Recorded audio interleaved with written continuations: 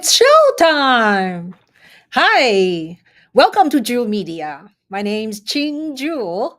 This channel has a couple of different presentation. One is video, one is shorts. This is a live podcast. And since 2020, I had the privilege of talking to close to actually 300 artists. They are musicians, filmmakers, artists, even politicians. And today, my special guest is Yoon Jae Lee, who is a dear friend of mine, who is a New Yorker, who is a musician, and we have been working and having fun together for quite a while. So let's welcome Yoon Jae Lee. Hi, Yoon Jae. Hi, everyone. It's great to be back on the show. Nice seeing you. hmm How's everything lately? Everything's going great. Loving the fall weather. It's finally getting a little cooler now. So I get to wear a little bit more earthier toned clothes and just enjoy more of a breeze instead of, the sweat and the humidity. Yeah, so it's a beautiful, beautiful fall in New York. So I wanted to talk with you about many people, our circle. They don't know enough about you as a musician. They know you are a activist, and you're always very on top of things going on.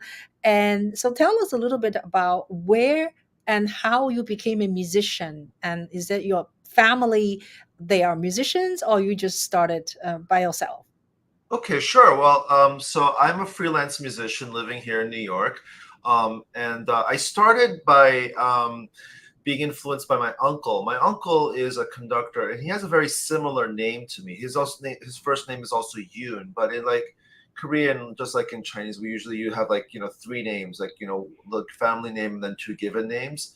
And his name is Yoon Guk Lee, and my name is Yoon Jae Lee.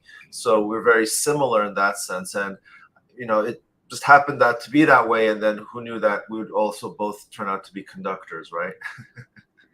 Yeah. So how did the path did you study music first, to playing instrument first, and then became conductor? How does this transition became?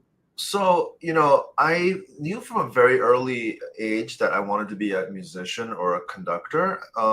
So when I was 4 years old, I listened to a piece by Beethoven called The Choral Fantasy, and I had a cassette tape of this piece, and I would listen to it like every day over and over again. And I still remember that memory that I had when I was 4 years old. It was my favorite thing to listen to. And, I didn't listen to a lot of like 80s pop like most kids probably do, but my parents also played classical music at home, and so that was the music that I grew up with because they were immigrant parents. They weren't really listening to American pop music, and so it just kind of became a natural thing where I really enjoyed listening to music from an early age.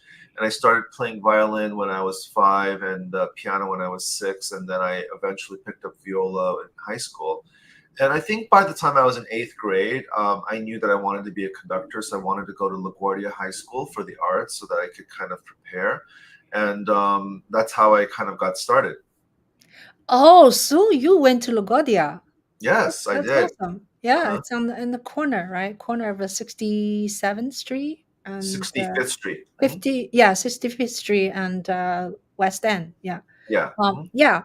So it seems like a music education in public school, in it some ways are not bad, right? Because that's a public school, Yes, and and it's so nice to have been in a school where I could go to orchestra 5 days a week, because we had an orchestra, and the conductor there, who eventually became my like first, like kind of conducting mentor. He also taught at that school, and he also taught at Manhattan School pre-college, and so music played a very very big role in my life. In high school, I played in three different youth orchestras, including school, and I played in orchestra 6 days a week.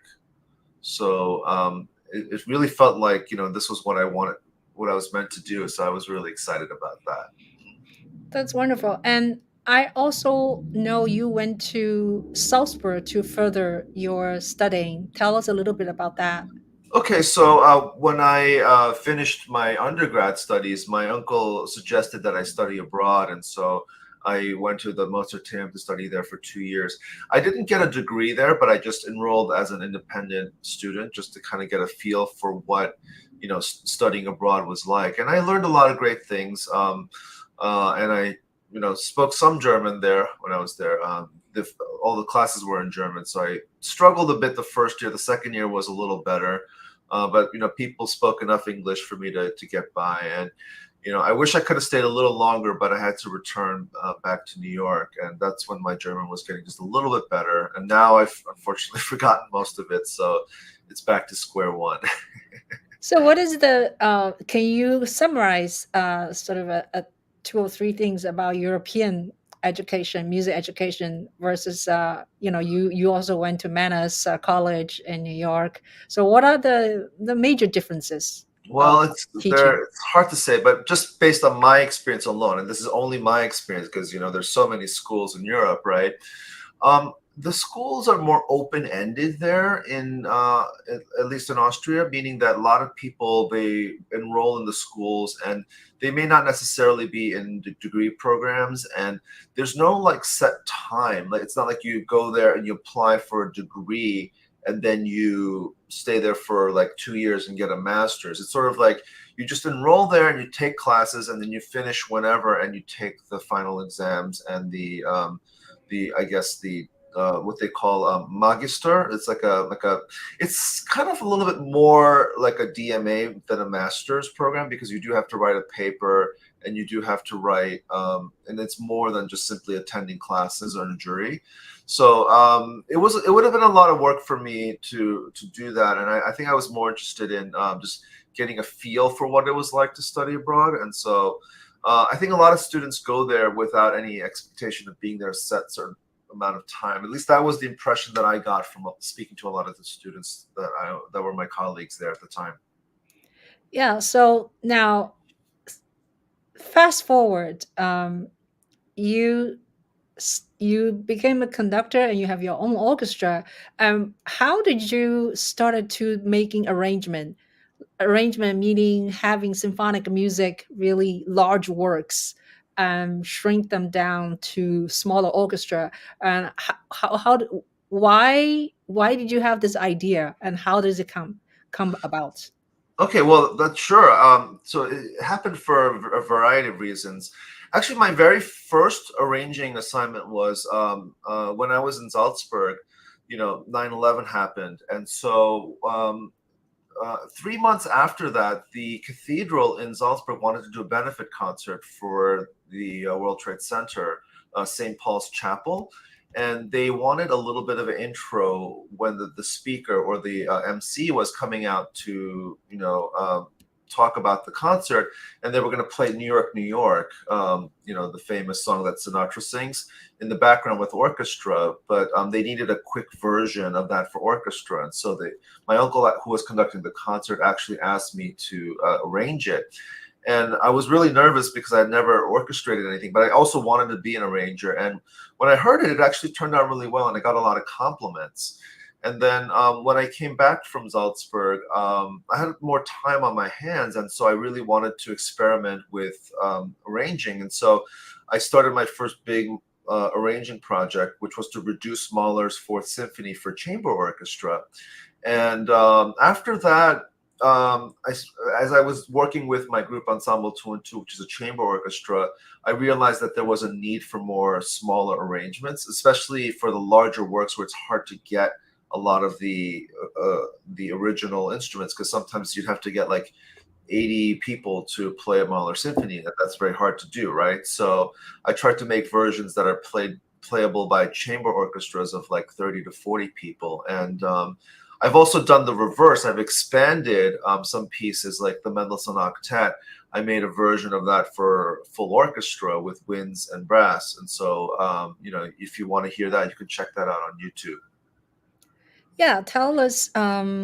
yeah, I don't think I have your link. So give me the link later. We can put the link in the below Oh, your sure, your definitely, yeah. yeah, your Would love to arrangements. share it. And for people who are not musicians, they may not realize that Mahler's orchestration uh, is there what, like six horns, eight horns, Eight like horns, yeah.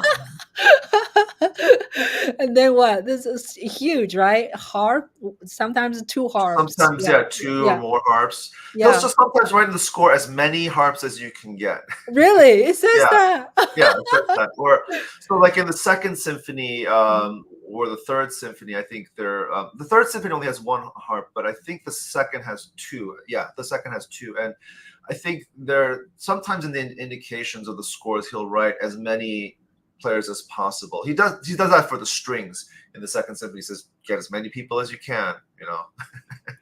Yeah. So, how do you publicize yourself now? Do you have a catalog and do you have a website and people will see your work? Tell us about it. How do you spread word of your arrangements? Sure. So I use social media to spread my work, and I have a self-publishing company called Ondine Press, Ondine, and the word press, and you can look for it online, and you can purchase them through various outlets, or you can purchase them directly through my website. Awesome. Awesome. Yeah. Now, speaking of purchasing, speaking of musicians live, uh, can you talk about, like, when people, there's a joke, right? When people say I'm an actor, so what do you do? I'm an actor, and the next question is which restaurant, and Yeah. then people sometimes think it's funny and some people may get offended. So tell us a little bit about, you are a working musician, you are a independent, you are a, what do you call, Contract. freelancer, right? Mhm. Freelancer, contractor. And how do you survive and how do you see the trend of this musicians live, all these people every year graduate from conservatories, right? And how do they support themselves? Mhm. So again, I can only speak from my experience, and I don't want to say something on the behalf of others because I don't really know their personal lives. But I'll just share my experience as a freelance musician. So I've been very blessed to have only worked as a musician my entire life. I've actually never worked a non-musical job in my life, and I don't say that in a way to put down others or to sound to brag about that, but I'm just saying that it was a blessing for me to be able to do that, that I never had to do a job that I didn't want to do. I know that there are a lot of people out there who do jobs, that they don't want to do, but they need to do them just because they have to survive. And fortunately for me, there have always been opportunities for me to sustain myself. I wouldn't say that I'm like really well off, but I can definitely, I'm self-sufficient and I'm able to, provide for myself, which is a very good thing. So I think that one of the ways I survived was I was kind of a jack of all trades. I did a lot of different things. So you know that in addition to being a conductor, I'm also a pianist. I also do play violin and viola well enough to, actually gig. At least for a while, I was able to. Nowadays, I haven't practiced in a bit, so I really can't gig. But I think, earlier on in my career, I was really, interested in making as much money as possible.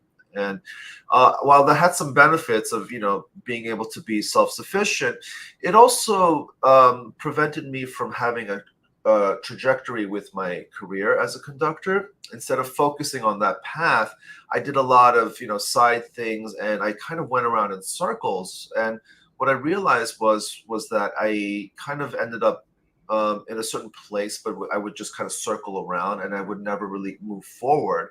And so, like around 2020, during the pandemic or so, when I started to really reassess where I was, I thought that I really needed to trim down on the certain things that I was doing. So I just wanted to focus on conducting, arranging, and teaching.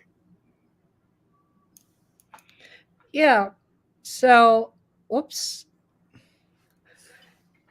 So that's very lucky. You're able to do that because I know a lot of people, especially in New York. It's kind of everything is so expensive, especially rent. And uh, I know you live in this really awesome building, but if you don't want to talk about, we don't have to talk about. But Okay, yeah. well, I'll just share this. So, about 5 or 6 years ago, I applied for the affordable housing program, and you can do that on the New York City website. And what they have is for lower income households, if you meet a certain criteria, it's like a lottery system that you can apply for. And I was lucky enough to get a unit.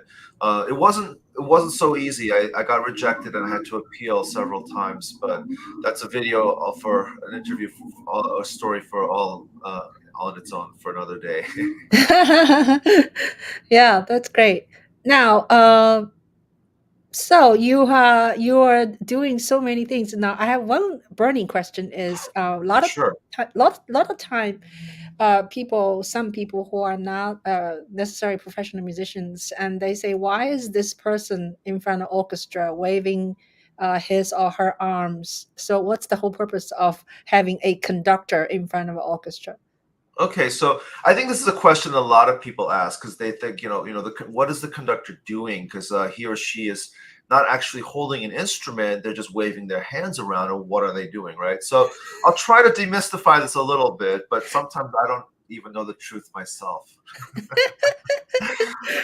Okay, well, in all seriousness, so our job as the conductor is to be an inspirational figure. So no matter who we're standing in front of, whether it's, elementary school kids or the Berlin Philharmonic, we need to give some kind of musical vision or some kind of concept that the ensemble can follow. And like I said, it could be very, very basic where you're dealing with elementary kids. It's just a matter of them staying together. Or if you're in front of a world-class orchestra, is to give some kind of an artistic vision that that they can be inspired to play their best, or maybe even give further insight that they were not um, accustomed to before. So you have to have a very, very strong personality as a leader, and that your job is really to make the ensemble sound the best that they can. And the way conductors are trained to do this, at least the way I was trained, because I actually went to school for conducting, is that we want to develop a good technique so that our gestures are reflective of the music and they're easily communicatable to the ensemble. So sometimes you'll see a lot of conductors who maybe they didn't receive proper training, or they were just learning on the spot.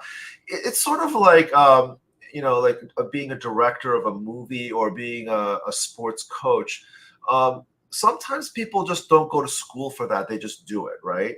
And it may take some years for them to get used to the idea of being the inspirer or the leader.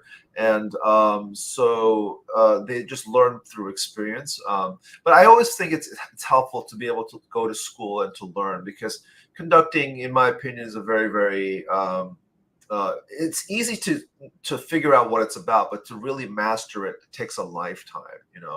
And I think most conductors will agree with me that it's a really, really difficult thing to become a master conductor, a maestro or a maestra. Yeah.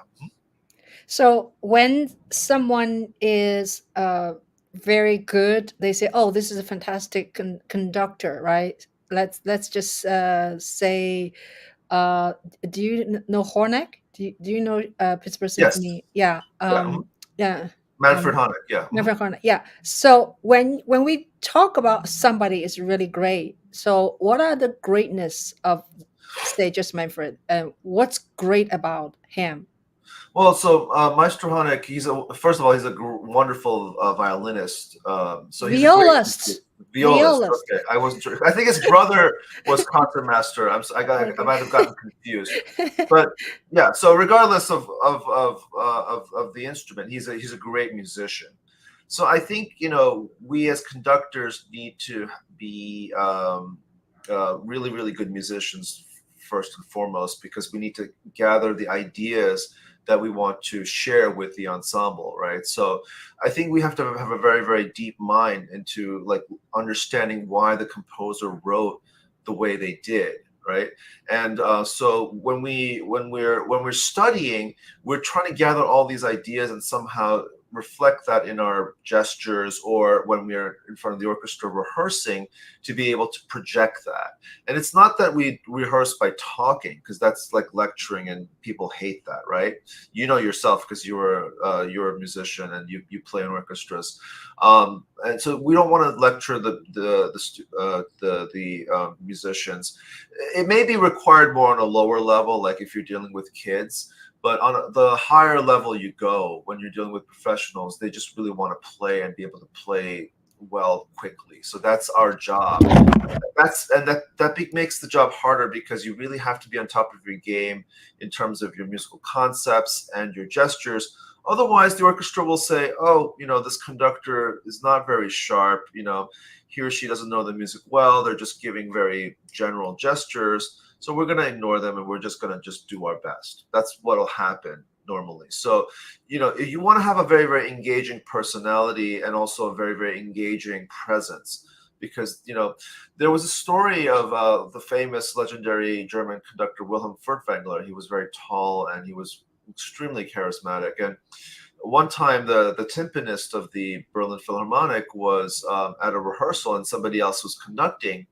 And then all of a sudden, the group started to sound really much better. And he was like, "What's going on? What's happening?" And then he saw in the back of the room that Furtwängler was entering the room.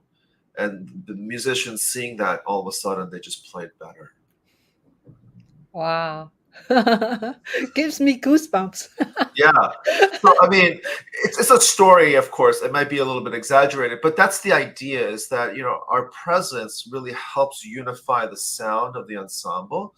And the gestures, people do it in different ways. They all have their own personal style, right? So we learn our technique, but then we learn how to refine it into our own personal style, so it fits our persona. And so that's why, when you have different people standing in front of the same ensemble, like let's say you go to a conducting workshop, all of a sudden the sound might change differently. And it's just because that person is just doing something ever so slightly different that affects the sound, or affects the way the musicians react to how you're conducting, right? And that's really fascinating how that works. And that's really where the essence of conducting is. Yeah, very well said. Yeah, you mentioned I also played orchestra. I remember one thing is being a good conductor, or being a modern good conductor, is that you need to know how to raise money for the organization. You need to have this charm, right? You need to have your patrons like you. These are just the new things, right? Not like I wouldn't say, yeah, many 50 years ago it's a different. So tell us a little bit about the being a businessman, also, or woman, you need to be, right? Yeah, so I actually call myself an artrepreneur. So instead of entrepreneur, but ART-preneur. I think these days, if you look at a lot of job descriptions for conductors, they really want you to be everything, and they want you to be like a Superman or a Superwoman. And I think, they say the ideal candidate, of course. So, of course, in reality, every one of us is going to have our own strengths and weaknesses. We can't be, good at everything. But the expectations for conductors has really risen. And I think it's a good thing, but it's also, they have to be more realistic about what people can do. One person is not the face of the organization. It's sort of like, I guess, being president of a country, right? I mean, they want the president to be this perfect person, but in reality, you need a team. So I think, again, it goes back to the leadership, situation. What do you bring to an organization? And it's your leading style that influences how the organization is run and how the organization functions. And yeah, and it's sort of like I make a lot of parallels to sports. So like a conductor would be the equivalent of a baseball manager or basketball hockey coach.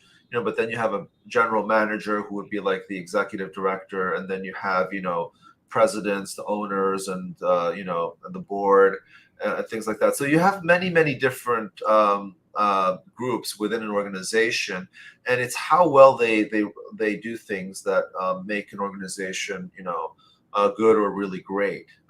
And I don't know if you follow sports, but the Chicago White Sox, the baseball team, this past year they lost 121 games. That's the most in modern baseball history. There's 162 games in a season, and they lost 121.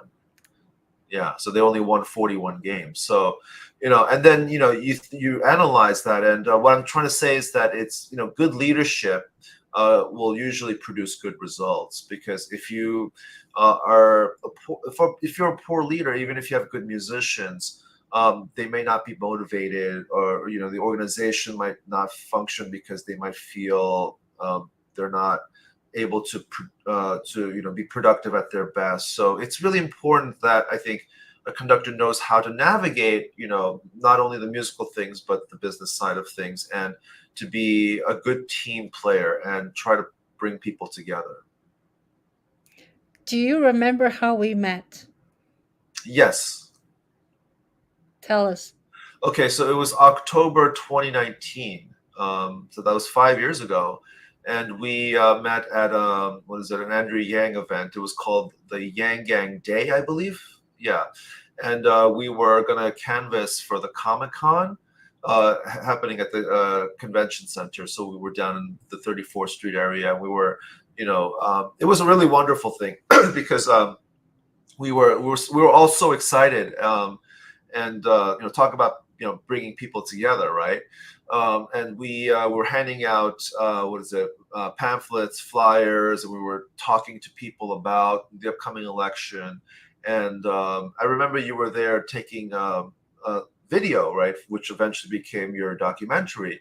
And I remember when we spoke, you mentioned that you were a musician, and you were the first musician that I met in the Yang Gang. So I was like, wow, that's great. So we felt this instant bond together. So I was really grateful for that. Thank you, thank you. And then you were all very hardcore young gun. We went to Iowa to canvas for Right. Andrew Yan and many Yeah. other events after that. Mayor Andrew Yang was running for New York City mayor, and many parties afterwards. So just quickly, tell us a little bit about what Andrew Yan is doing. Do you Okay, know? well, so yeah, I think he's doing a really wonderful thing. He's really putting himself out there, and this is just my opinion. I know sometimes people are complaining about what he's doing for various reasons, but I look to Andrew Yang as a leader, and I think he's fearless. He doesn't really care what people say, because sometimes people criticize him on Twitter and in articles and blah blah blah.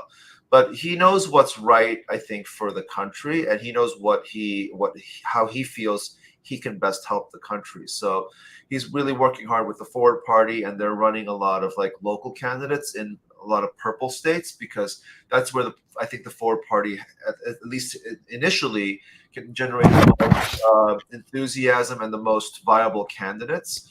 In New York State, we have a very, very one party system, in the sense that the Democratic Party has a kind of a monopoly over at least New York City, maybe not so much the state, but the Democratic Party is very strong here, and they don't like having third parties compete with them. So it's very hard for Forward to put their foot in the door until there's an actual reform in how how people are elected into office, right? So I think he's doing a lot of great things. He still goes to talk about ranked choice voting. I know he's still pro UBI, and so I think he's a real fighter, and I really look up to him, and he's very inspirational. Yeah, I still listen to his every Monday morning, 8 o'clock sharp on YouTube. He has this YouTube podcast. Of course, the podcast is in some other format. So if you have time, you can watch him, because he interviews different people every week. Lots of authors. Yeah, people write books. Yeah. Anyway, now uh, today is Tuesday, 29. next Tuesday, today, is the election day at US. I wanted to Mhm. talk about that. And of course, this is New York, and people say doesn't really matter, right? It's a blue state anyway. Why do we have to worry about voting? So tell us a little bit about how you feel in general this election. Now we only have 1 week left, and also tell us what's important, why important is still to vote, even in New York City. Okay, sure. Yeah. So honestly, I am very worried about the election. I don't want Trump to win another term in office. I think he's a horrible candidate. That's just my opinion. And I think January 6th, what happened there, just totally disqualifies him as a viable candidate. I can't believe that he actually won the Republican Party nomination. I mean, I thought somebody else would come along. And so, I really feel the way I think a lot of people in Andrew Yang's circle were saying how, like, the Democrats, they really did a poor job in just trying to let Biden just become the nominee automatically. And then, of course, that disaster debate happened, and then he dropped out, and now we have Harris. I really like Harris. I do believe she'll do well. But again, the whole process of how this played out was very, very reflects badly on the Democratic Party, I must say. We should have just had a proper primary. Biden should have just said, okay, I did my one term. It was to get Trump out of office. Now I will make room for new leadership. Unfortunately, the Democrats didn't do that. And so now we're really, putting our hopes in Harris to defeat Trump. And then regarding New York, so yes, New York is a blue state because the majority of the Democrats are in power here, and the state is mostly populated by Democrats. And in America, for those of you who don't know, we have what's called the Electoral College. So the people don't directly vote the president into office, but we vote for the electors to elect the person to become the president. And so the way the Electoral College works is that if the popular vote, whoever wins the popular vote in the state wins all the electoral votes, with the exception of Nebraska and Maine. So in New York, even if you had, let's say, we have about 19 million people in here, and let's say, I don't know, maybe 12 million are eligible to vote. I don't know what the exact numbers are, but if you had just one person vote, if you had, like, let's say Harris win by just one election, one popular vote, she would get all the electoral votes. I don't remember the exact number. I think it's 20 something in New York State. I don't remember, but all the votes would go to her. So that's why it's kind of a bad system, because if that the person is going to win in that state, it makes, if the polls say that you're not going to win, there's going to be less incentive for you to vote, because you're like, oh, my vote isn't going to matter. However, conversely, if you live in a battleground state, your vote matters incredibly, because you could literally make the difference. If you remember in 2000, George Bush won Florida by 538 votes. That's literally like, the size of a restaurant, like a large restaurant. Like, literally, they decided who would become the next president. And so when you have and this winner take all system, it's really bad, because the candidates will always only campaign in battleground states where there's a chance that it could go either way, and the large ones. And then if you live in a state like California, or even Texas, where it's guaranteed to be blue or red, they'll never even visit, because there's no point, because they know that it's a kind of a lost cause, or they're gonna win it automatically. So I really hope that there will be some reform in the national way we elect our president.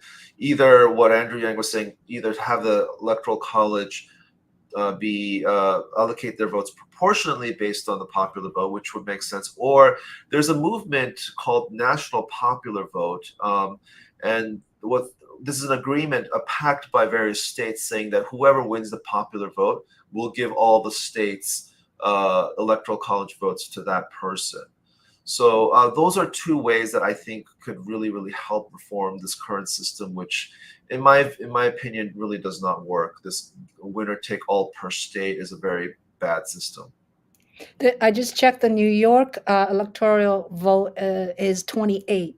28, yeah. So Yeah. it's actually a large amount, Mhm. because New York is one of the more popular states. Mhm. I think California is the largest. It has 55 or 54. Mhm. And then the smallest number of electoral votes a state can have, regardless of population, is 3. Mhm. So, yeah. Mhm. So, do you see in our lifetime this system will be changed? So the problem is that in order to remove the electoral college, I think it requires a constitutional amendment, and it probably will never happen because none of the red states will want to do that. I think the most realistic is actually Andrew Yang's suggestion. When I talked to him, I don't know if he ever officially announced this as part of his policies, but to at least do the electoral college proportionately, just like how the Democrats do their the primaries, where for the delegates it's done proportionately. I think that's somewhat fair, even though it's not my ideal. My ideal, of course, would be just a direct popular vote. And my second choice would be to maybe implement the national popular vote.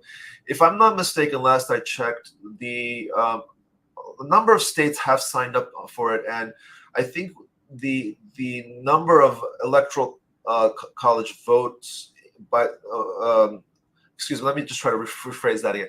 The number of electoral college votes that are available with the states that signed the pact are about 180. So if we can get more states to sign on to this national popular vote pact, and if it reaches 270, which is the number required to elect the president, then that would basically override the current system, because then whoever wins the popular vote will automatically win. So that's an easier way than to actually amend the Constitution. But I do think it's possible, because I think more and more people are seeing the drawbacks of the system, where it might have made sense in 1789 when the country was first born, but I don't think it really makes sense for a lot of people in 2024. Yeah, that's just too bad. Probably we wouldn't be able to see it change. Well, I Um, hope it will, because I think more and more people are starting to realize, you know, uh, I hope this isn't the case, but Trump might win again, and he might win the electoral college, but he might lose the popular vote. And then for the first time ever, we'll have a president that won the electoral college but lost the popular vote twice. You have to remember, he lost the popular vote in 2016. Hillary Clinton got about 3 million more votes. Now, had those 3 million votes been in different states, or had they been allocated differently, she would have been president. So this is why, it's a little bit of an unfair system, in my opinion, because depending on where you live geographically can, make your vote count higher or less. And I don't think it's really fair. I really think that it should be, no matter where you live, your vote should just count, one for one. oh yeah, Sue was talking echoey about your saying national popular vote. Uh, yeah. Yeah, there's a movement. I think their website is called nationalpopularvote.org. But if you Google it, you'll see what they're about. And Uh-huh. I really like what they're trying to do, is to give their electoral college votes to whoever wins the national popular vote, not just the state vote. Yeah, and also there is on the ballot. I have not voted yet. I will do it between now and next Tuesday. And tell us a little bit about working party family. Okay, What? Yeah. so yeah, so I advocate for people to vote, if you're voting for Harris and Waltz, on the Working Families Party ticket and not the Democratic Party ticket, because um, uh, as I said before, New York State is a very one-party state, and Andrew Cuomo a few years ago tried to take out the minor parties from the ballots in order to strengthen the Democratic Party. And I think, what is it? Uh, we need to support third parties. Me being, a forward party supporter and supporting more a multi-party system, we need to make sure that these third parties stay on the ballot. And I'm just reading online here. I'm reading up Brad Lander's Medium page. He says that he's voting for Harris on the Working Families Party ticket too. Brad Lander is one of the city politicians. I think he's going to challenge Eric Adams for mayor in 2025, if not sooner. And he says that the Working Party's family needs to get 250,000 votes on their on the ballot, so in order to stay on the ballot. So when you do that, it helps. The Working Party's family also fights for very progressive values, like the working class, working mothers, single mothers, people who I think are more marginalized in society and who really need help. And so I think that the Working Party's family is generally a very, very good party. They really care about people. And so I would highly recommend that you support, if you're voting for Kamala Harris, to vote on their ticket and not the Democratic ticket. Your vote will still count towards the total. So what they do in New York City is they add up all the votes for that candidate and they merge it into one. So it doesn't matter what line you vote for, it all counts. Conversely, there's also a third party, conservative party, called the Conservative Party, and they're endorsing Donald Trump. So I hope you don't vote for Donald Trump, but if you do, you might want to vote for him on that line because it's a third party as opposed to the Republican Party. So it just helps to defeat the duopoly, But yeah. Yeah, that's a good idea. Thank you for telling us. Yeah. So what do you think we could do differently in terms of a grassroots movement? Did you join any canvassing this time or anything for Harris, or you didn't? No, I didn't. I was mostly focusing on my own work. I believe in Harris. Don't get me wrong, but it was nothing like Andrew Yang, where it really brought us together, right? And so I did vote for her, and that's. I think I did my part. Now, I think in terms of what we do, I think people, I would really encourage people to get more involved with local politics. Like, see what your city council member doing and see what, your state senator, the people that are, in your local districts, what they're doing, because, it seems like a lot of times it's not important, but it is important. And I also know that like our local politicians, they send newsletters, and I used to never read them, but now I do try to read them and see what they're accomplishing, because I think a lot of people say like, what are these people doing? But they're doing a lot of things behind the scenes, and I think, yeah, politicians shouldn't be celebrities. They should be doing work, right? So I appreciate when they're not about, stealing the spotlight like Trump, but they're just quietly doing their work that they have to, behind the scenes in the office, just to make sure that, we have a functioning government, functioning society.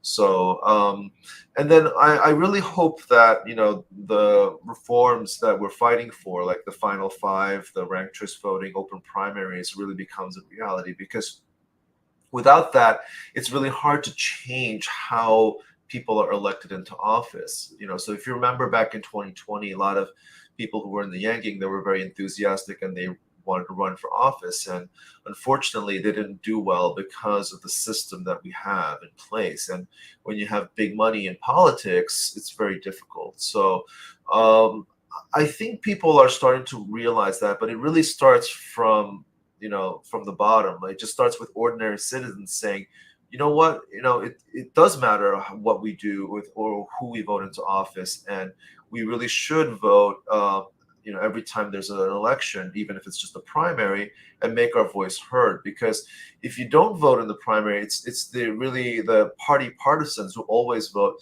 and they're the ones that basically select the leaders for us, right? Because in New York, with the closed party system, very few people vote in the primaries because a lot of people are not even registered to vote for a certain party.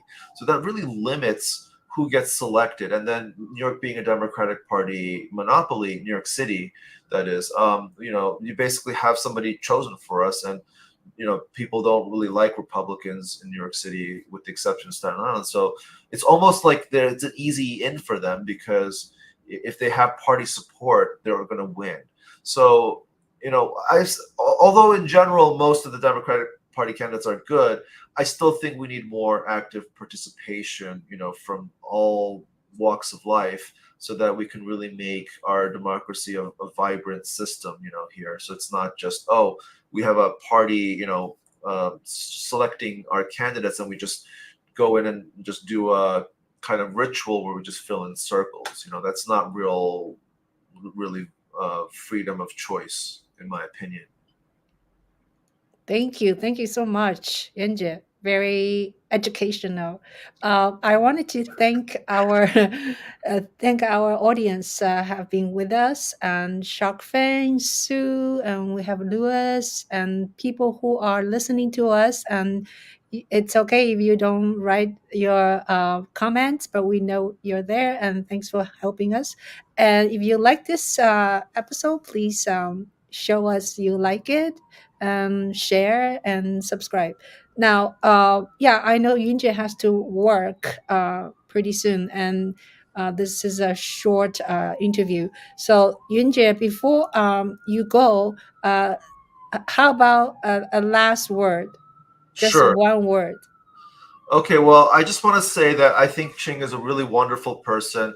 I've really gotten to know her for the past 5 years, and what she's doing is an embodiment of what I believe an artist should do. Right?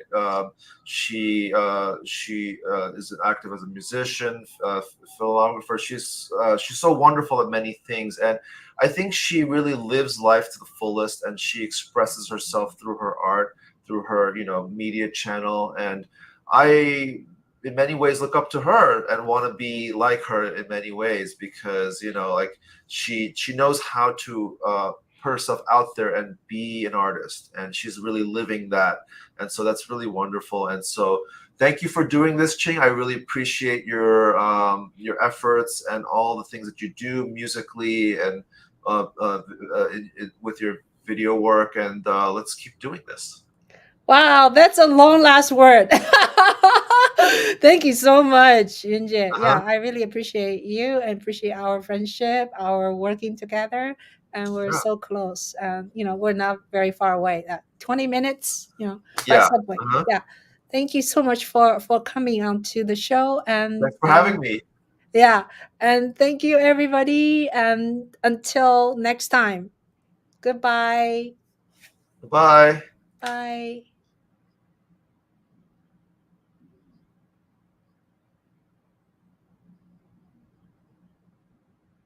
Okay.